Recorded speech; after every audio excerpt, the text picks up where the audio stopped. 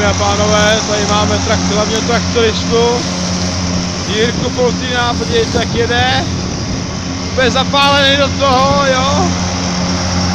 Ale už ztrácí trávu, ale jako dobrý, jako tyhle, jo. Ano, Jirko, pojď to vysypat už. Vysypej to. Máš to plný, vysypej to. No, teďka by vysypal koš.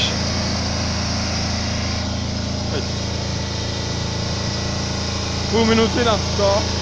Napětí, jestli to skurví nebo ne. Dobrý, stoj. Dobrá, to je lopata jenom spadla. Dobrá. Já bych jako tu lopatu zvednu, ale jako nemůžu. Vím, že musím natáčet. Dobrá, nasedá na klobotu. Dobrý. Ano. Jo. Jo. Ale už to zvedá.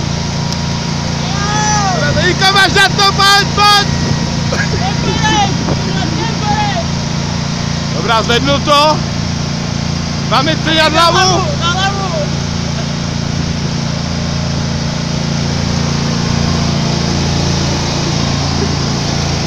Jirko, pojď, máš tam ještě 2 metry. Dobrý, stůj. Dobrá, vysypej to jenom. Tak. Ano, jo, to vysypal, ale vedle je jako dobrý, ale. No, jo, dobrý, no. Dobrý, Jirta, já pak se bedu. Ale jako fakt, ty vole, bodec, ty vole. Dobrý, teďka to jde dolů, no.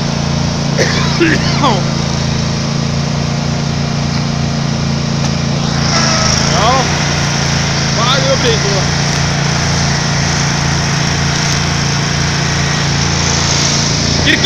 Jirko, uštěj si do kamery.